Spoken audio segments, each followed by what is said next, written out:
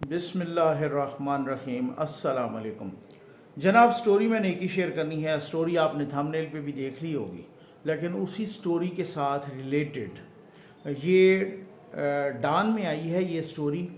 और ये बताया गया है कि जनाब साबिक वज़ीर ख़ज़ाना या मुशीर ख़ज़ाना हफ़ीज़ शेख साहब और साबिक वज़ीर ख़ज़ाना शौकत तरीन साहब और स्टेट बैंक के गवर्नर रज़ा बाकर की मिलिट्री की टॉप लीडरशिप से मुलाकात हुई है। उसमें बहुत सारी क्या क्या बातें डिस्कस हुई हैं। पता नहीं दूसरे भी कोई टेक्नोक्रेट कम पॉलिटिशियन वो भी कोई मौजूद थे। उसमें कोई दो डिप्लोमेट्स का भी जिक्र हो रहा है, वो कौन है। तो इस हिसाब से ये स्टोरी आई है। अब इस पे बहुत सारी बातें हो रही हैं। और दूसरी बात ये है कि मैंने कुछ अहम तरीन हुकूमती शख्सियात से बात की और उनसे पूछा, और वहाँ से मुझे एक कैटेगोरिकल एक जवाब मिला कि जी इस हुकूमत को ये जो अदम एतमाद के नतीजे में आई है, इसको फ़ौज और सुप्रीम कोर्ट नहीं चलने दे रही। ठीक, अब उसके बाद बातें हो रही हैं, बात चल रही है। मैं इसी पर ही असल में करना चाह रहा था, लेकिन मैं सोच में पड़ गया। मैंने कहा कि ये इस पे वीलॉग करना चाहिए या नहीं करना चाहिए। लेकिन कल ये जो खुर्शीद शाह साहब ने शाहजेब खानज़ादा को इंटरव्यू दिया और उसमें खुर्शीद शाह साहब ने कहा, ज़ाहिर वो वफाकी वज़ीर भी हैं आबी वसाइल के और इस हुकूमत का हिस्सा भी हैं, जब उन्होंने ये कह दिया कि जब हमारे हाथ पैर बांध के इस तरीके से हमें तबादलों का अख्तियार भी नहीं होगा और हाथ पैर बांधे जाएंगे और इस तरीके से हमारे सामने रुकावटें खड़ी कर दी जाएंगी, तो फिर आए जिनको शौक है वो हुकूमत कर ले। इसके बाद मैंने कहा कि मुझे अब जो मैंने बात की थी हुकूमती शख्सियात से, अब वो मुझे वीलॉग करना चाहिए। अब बिल्ली थैले से बिल्कुल बाहर आ गई है। अब ये जो डान की स्टोरी है ये बहुत कुछ बता रही है। असल में चंद रोज़ पहले नहीं, एक दो रोज़ पहले शेख रशीद साहब ने कहा है कि हमने कि GHQ में उन लोगों के इंटरव्यूज़ हो रहे हैं, कुछ माशी माहिरीन के इंटरव्यूज़ हो रहे हैं कि किसको अगला केयर टेकर वज़ीर आज़म होना चाहिए। बाद में ISPR की जानिब से इसकी तरदीद हो गई कि हमने तो कोई इंटरव्यू नहीं किए और नहीं कर रहे। और वही बातें अब सामने आ रही हैं कि जी बिल्कुल ऐसे ही है। आप चाहे BBC की, कुछ लोग कह रहे हैं कि साहब आप चाहे BBC की स्टोरीज़ को निगेट करें, उसकी तरदीद करें, चाहे डान की स्टोरीज़ की करें, चाहे शेख रशीद के स्टेटमेंट्स की करें, जब तक अपने अमल से साबित नहीं करेंगे इतने तक कोई भी मानने के लिए। तो आज मुझे दुख इस वजह से है कि मेरे इदारे पूरे मुल्क में मुतनाज़िया बन चुके हैं। एक है इंसाफ मुहैया करने वाला इदारा जो सबसे बड़ी अदालत है पाकिस्तान की सुप्रीम कोर्ट, वो भी मुतनाज़िया हो चुकी है, मुबैना तौर पे कह लूँ, ठीक है। और एक है मेरे दिफा का ज़ामिन इदारा, वो भी मुबैना तौर पे मुतनाज़िया तरीन हो चुका है। वो कभी कहते हैं जनाब हमारे अंदर कोई रिफ्ट नहीं है, लोग तब भी मानने को तैयार नहीं होते। वो कहते हैं हम न्यूट्रल हो गए हैं और वो सियासतदान कह भी देते हैं, तब भी उसके बावजूद भी एक महीने के अंदर अंदर ये मैं वो बातें बता रहा हूँ जो मुझे वहाँ से बताई गई अहम तरीन हुकूमती शख्सियात से। वो कहते हैं जनाब कि उन्होंने कहा हम न्यूट्रल हो गए हैं, हमने तो ज़ाहिर है वो बात देखनी थी ना कि जो बंदा कह रहा है, तो हम क्यों खामखा कहें कि जी कोई अगर कह रहा है कि जी मैं न्यूट्रल हो गया हूँ तो हमें मानना चाहिए। यही अखलाकियात का हुक्म है और यही है। और अब एक महीने के अंदर अंदर उस सारे न्यूट्रल ड्रामे का कचूमर निकल गया और वो सब के सामने आ गया कि न्यूट्रल कोई भी नहीं, वो सारा उनके बकौल। वो कह रहे हैं कि मुबैना तौर पे वो एक ड्रामा था और आज भी वो उसी कर्र फर के साथ, उसी शान व शौकत के साथ, उसी तरीके से पॉलिटिक्स में हाथ मार रहे हैं। आज वो उससे भी बड़ा प्लान तैयार कर रहे हैं। मैं ये जब इस शौकत तरीन की और हफीज़ शेख और रज़ा बाकर की जब GHQ में या जहाँ पर भी कंट्रोल टावर के साथ या जनरल बाजवा साहब के साथ या बाकी जर्नलों के साथ या DGISI के साथ, जिनके साथ भी उन्होंने टॉप मिलिट्री लीडरशिप लिखी है, तो वापडा वाले तो नहीं है ना, ठीक है। उनके साथ जब ये मुलाकात की खबर सुनी और फिर बाकी बातें होने लगी कि जनाब टेक्नोक्रेट गवर्नमेंट आ रही है और ये हो रहा है वो हो रहा है। ये कामरान खान ये किन की ज़बान बोलते हैं आपको बड़ी अच्छी तरह से पता है। दुनिया न्यूज़ पे प्रोग्राम करते हैं, बहुत ही बड़े सहाफ़ी हैं। उन्होंने एक ट्वीट की चंद घंटे पहले और कहते हैं कि आज के पाकिस्तान को ज़रा डार्ट्स आपने खुद मिलानी है, मैंने आपके साथ बहुत सारी बातें शेयर करनी है। आज के पाकिस्तान को टेक्नोक्रेट्स पर मबनी निगरान हुकूमत चाहिए। मुआशी सियासी बहरान मुकाबले के लिए सख्त फैसले करने हैं। सुप्रीम कोर्ट की इजाज़त से 6 माह से 1 साल मुद्दती हुकूमत पर मईशत बहाली मुश्किल फैसलों पर मुकम्मल अमल दरामद के लिए फाइनेंशियल एमरजेंसी लाजिम है। निगरान हुकूमत को बजट इजरा का अख्तियार देना होगा। ये किसकी ज़बान बोल रहे हैं कामरान खान साहब? जाहिर है ये उन्हीं की ज़बान बोल रहे हैं जिन पर इल्ज़ाम आ रहा है हुकूमती मुख्तलिफ नाम मैं नहीं बताऊँगा, सहाफ़ी नाम नहीं बताता होता अपने सोर्स का। हुकूमती शख्सियात जिन पर इल्ज़ाम लगा रही हैं कि हमें इदारे नहीं चलने दे रहे। मैंने पूछा था, मैंने कहा नाम नहीं बताऊंगा, जाहिर है नाम तो नहीं बताऊंगा, लेकिन क्या ये बता दूं कि जो आप लोग मुझे कह रहे हैं कि जी हमें फ़ौज और सुप्रीम कोर्ट नहीं चलने दे रही, नहीं बिल्कुल बता दें, ठीक है। अच्छा, अब दुख का मकाम यह है कि पहले इस फौज को और सुप्रीम कोर्ट को रगड़ा लगाया इमरान खान साहब ने, जाहिर है उनके सपोर्टर्स वोटर्स सारा कुछ। उसके बाद रगड़ा लगा रहे हैं कौन से लोग हैं। अब आप ज़रा देख लें ये मौलाना फजलुर रहमान साहब क्या फरमा रहे हैं। उन्होंने सुओ मोटो पर क्या किया, किस तरह का रगड़ा निकाला, किस तरह की ऐसी तैसी की। उसके बाद बातें मेरे पास बहुत कुछ है अंदर की बताने को, लेकिन पहले मौलाना साहब की गुफ्तगू सुनाना आपके लिए बहुत ही अहम है। आज इस मौके पर बड़े एहतराम के साथ एक शिकवा करना चाहता हूं अपनी अदालत उस्मा से, मुहतरम अदालत से, फाजिल जजेस से। जब चीफ एग्जीक्यूटिव ने अपने एग्जीक्यूटिव इख्तियारात को इस्तेमाल करते हुए FIA के अफसर को या अफसरों को तब्दील किया, तो आपने सुओ मोटो क्यों लिया? किसके कहने पे लिया? इमरान खान के जलसे में एक गुफ्तगू पर आपने इतना बड़ा इक़दाम कर दिया कि आपने सुओ मोटो ले लिया।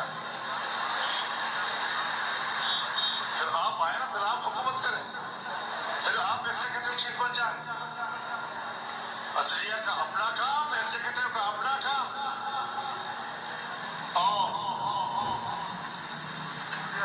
आप इन लोगों से डरते हैं ये अदालत के सामने खड़े हो जाए, और अगर ये मखलूक अदालत के सामने खड़ी हो गई फिर क्या करोगे? फिर क्या करोगे? अदालत आजादी के साथ फैसले करे।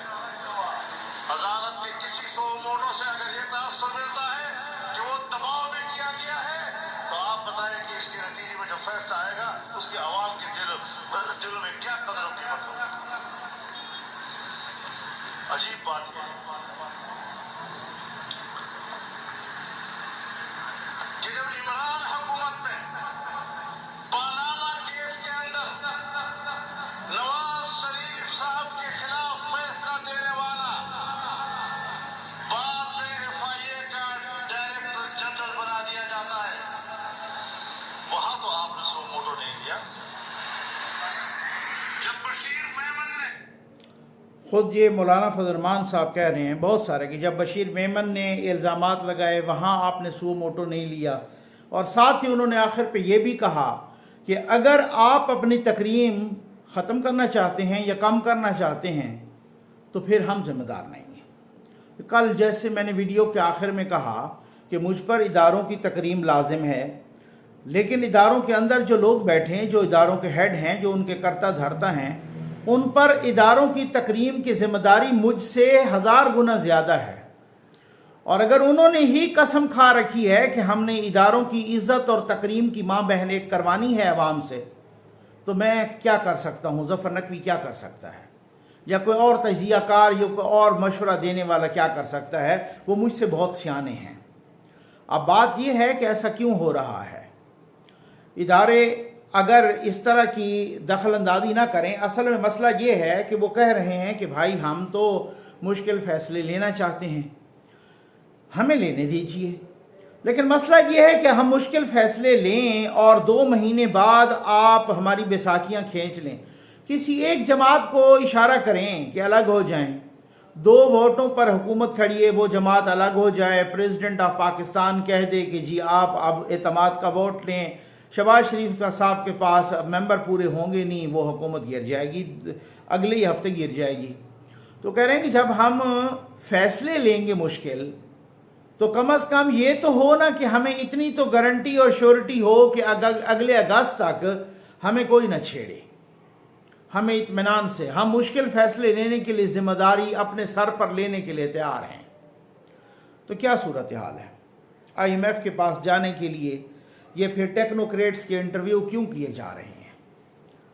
अब तो बिल्कुल लोग खुल के कह रहे हैं ना, अब तो बहुत सारे लोग कह रहे हैं जनाब कि ये है वो है, इदारे कह रहे हैं उनके अंदर रिफ्ट नहीं है। अब तो खुद लीगल फ्रेटर्निटी बार के नुमाइंदे, बहुत बड़े बड़े लॉयर्स कह रहे हैं कि सुप्रीम कोर्ट तकसीम है। अब बहुत सारे जराए कह रहे हैं कि खुद दूसरा इदारा भी वो भी तकसीम है, उसके अंदर भी वाज़ेह तकसीम है। और अब बहुत सारे लोग, मैं जिन लोगों से मैंने बात की है, बहुत सारे हुकूमती ज़ोमात से और बहुत सारी अहम तरीन हुकूमती शख्सियात से, उनका सवाल तो बड़ा रेलेवेंट है। उन्होंने कहा कि वो चीफ साहब जो इमरान खान के प्रेशर को बर्दाश्त नहीं कर सकता, वो फिर इंडिया के प्रेशर को बर्दाश्त क्या करेगा? बात तो ये है ना, सोचने वाली बात है। अब मसला ये है कि बहुत सारी ऐसी सूरत हाल, जो कल को जरदारी साहब भी कह रहे थे कि जी बात उन्होंने कि हम हुकूमत अपने मुद्दत पूरी करेंगे। मैंने मियाँ साहब से भी बात की, जब मियाँ साहब से भी वो बात कर रहे थे तो ये चीज़ें डिस्कस हो रही थी। ये जब गए तो मियाँ साहब ने इनको समझाया, इनको बोला भाई मैंने तो आपको उस वक़्त भी कहा था जब आप अदम एतमाद लाने पर वज़ीद थे, जब ये मियाँ साहब को मनाने के लिए जाया करते थे बहुत सारे लोग, जी अदम एतमाद लाई जाए। ख़ास तौर पे पिछले अक्टूबर से ऑनवर्ड जब सारा कुछ जो मियाँ साहब को मनाने के लिए जा रहे थे, तो मियाँ साहब इनको कह रहे थे भाई बात सुनो, ये न्यूट्रल श्यूट्रल कोई नहीं होता, ये न्यूट्रल का एक ड्रामा है, ठीक है। अच्छा, वो कह रहे थे कि इन लोगों को मैं बहुत अच्छे से जानता हूँ, ये किस किस तरह की कौन कौन से अनासर से कैसी कैसी नौसरबाजियाँ होती हैं, मुझे बड़ा तजर्बा है, लेकिन आपको बड़ी जल्दी पड़ी हुई है। आपको फिर उसके बाद उनको ये भी कन्विंस किया गया, ये भी बावर कराया गया कि जी बात इस तरह से है, इमरान खान किसी को बना देंगे, जैसे कल मरीम नवाज साहबा ने भी कहा, किसी को बना देंगे, अगले 10 साल तक हम सब का पता साफ हो जाएगा जनाब, वही साहब आ जाएंगे पेशावर वाले, उनको इन्होंने बना देना है और बड़ा मसला ख़राब हो जाएगा। अच्छा, फिर उनको किसी न किसी तरीके से मना लिया गया और वो मान गए। अब जब ये सूरत हाल हुई तो अब 1 महीने के अंदर अंदर क्या हो गया, क्या सूरत हाल क्या है? बात ये है भाई, कोई ये पॉलिटिकल नहीं हुआ, वो जो न्यूट्रल वाला सारा मुबैना ड्रामा था वो धड़ाम से गिर गया।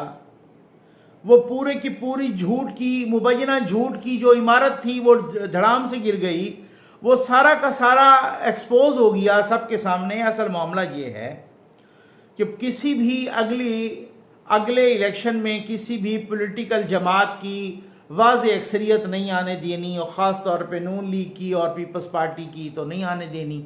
उनको पता है कि पंजाब में इस वक्त भी क्या मामलात हैं। मैंने आपके साथ बहुत सारी इंपॉर्टेंट बातें करनी है। तो अब उसके बाद जनाब ये हुआ कि एक नया तजर्बा कर लिया जाए, और वो नया तजर्बा तैयार है।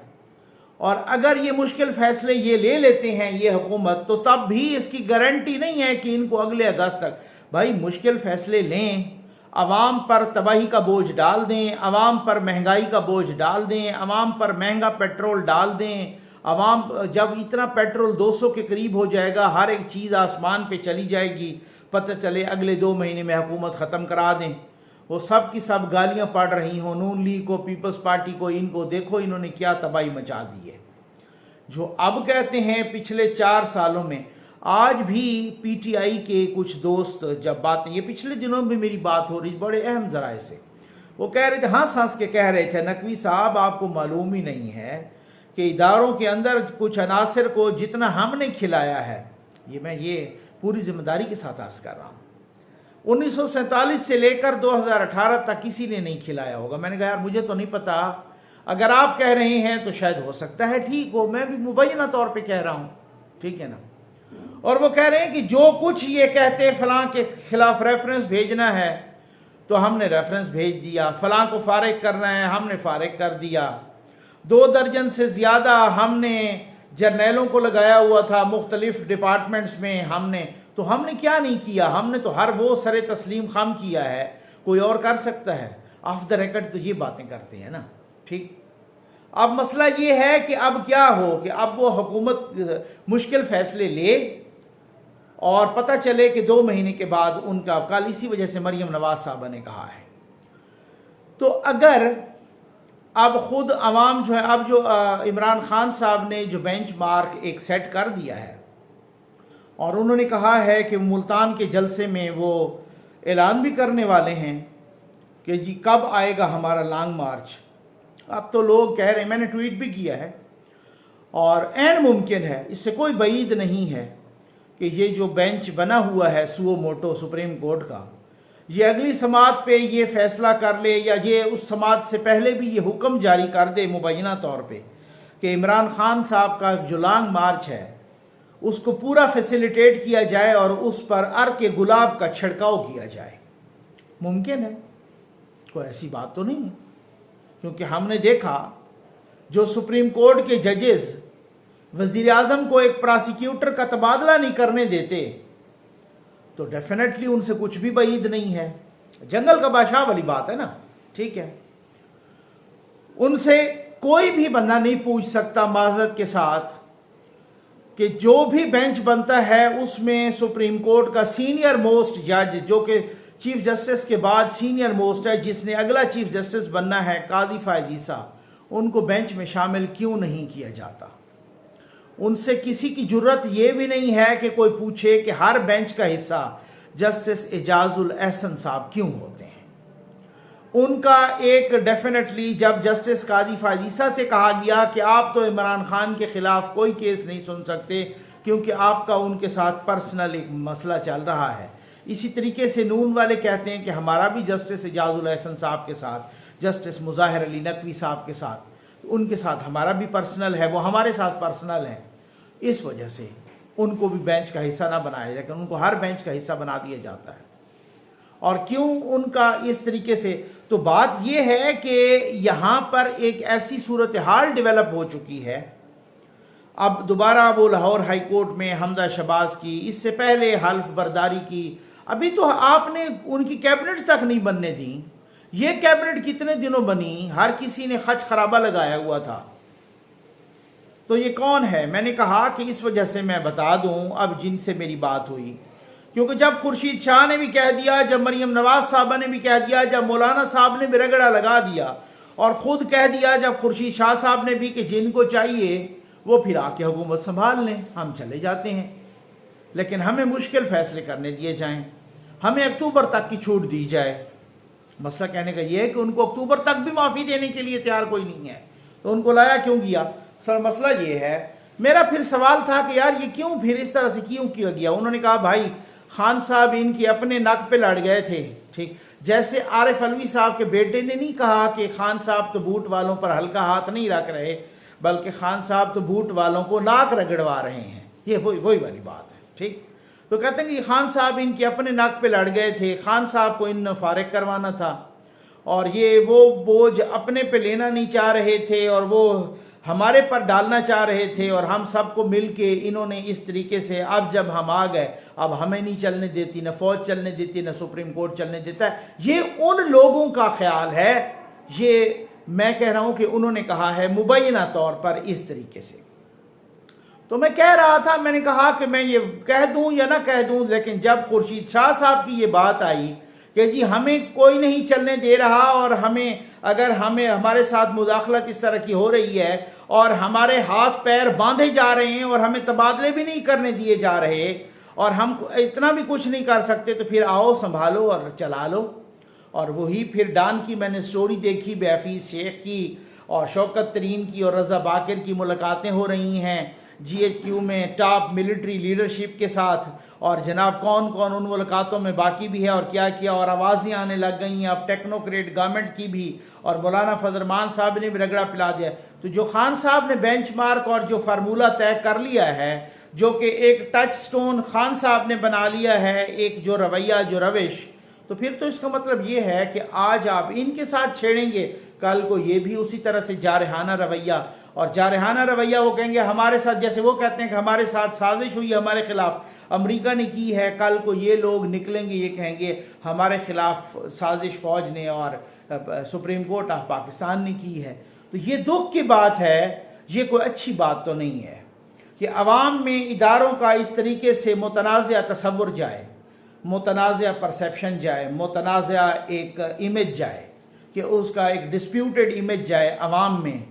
तो मैं तो दुख की कैफियत में हूँ, और इस वजह से कि जो कहते थे हम ए पॉलिटिकल हैं, हम न्यूट्रल हैं, वो सारे का सारा न्यूट्रलिटी का भी लोग कहते हैं कि मुबैना ड्रामा धड़ाम से गिर गया। और खैर से उसी तरीके से माशाअल्लाह अदलिया भी मुबैना तौर पर, सुप्रीम कोर्ट भी मुबैना तौर पर इस्तेमाल हो रही है, और कैसे सुओ मोटो लिया गया, और बहुत बड़े बड़े तजियाकार और वकला और सारे कह रहे हैं कि जनाब इस तरीके से। अब आप देख लीजिए कि भाई कैसे कैसे वो मुबैना तौर पे इस्तेमाल हो रहे हैं।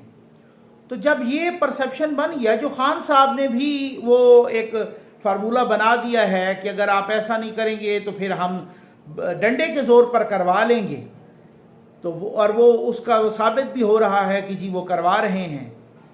तो मेरा ख्याल है, अब मैं गालिबन गरीदा फारूकी साहबा का एक ट्वीट पढ़ रहा था, वो कह रही थी कि एक जमात, छोटी जमात खिसकने को तैयार खड़ी है, पता नहीं उनका इशारा किसकी तरफ था, बाप की तरफ था या किसकी तरफ था। कहते हैं कि एक जमात, छोटी जमात खिसकने को तैयार खड़ी है, और अगर इससे पहले कि वो खिसक जाए तो फिर आप इलेक्शन का ऐलान कर दें। मजबूर इस तरह से किया जाता है ना, बात तो ये है। तो बस अल्लाह ताला रहम फरमाए, अल्लाह ताला करम फरमाए। लेकिन ये वही नवाबजादा नसरुल्लाह साहब वाली बात है कि कब कोई बला सिर्फ बलाओं से दुआओं से टली है, ठीक है ना, कब कोई बला सिर्फ दुआओं से टली है।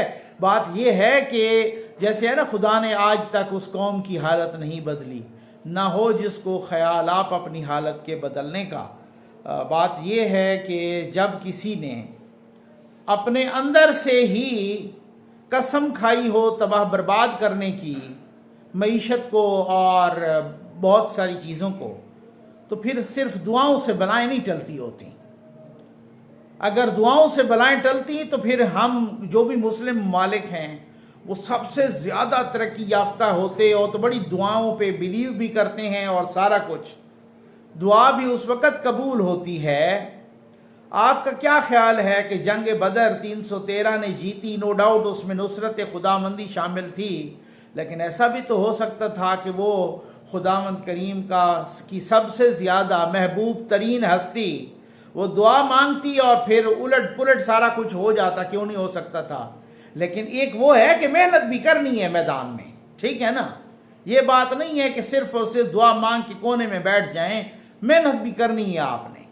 और वो बात वही सूरत हाल है कि हम जितनी भी दुआएं मांगते रहें, किसी ने ऐसी तैसी फेरने की कसम खा रखी हो, तो फिर वो दुआएं कब कबूल होती हैं और क्या सूरत हाल होती है। खैर, उम्मीद है आपको वीडियो पसंद आई होगी। आपका बहुत बहुत शुक्रिया।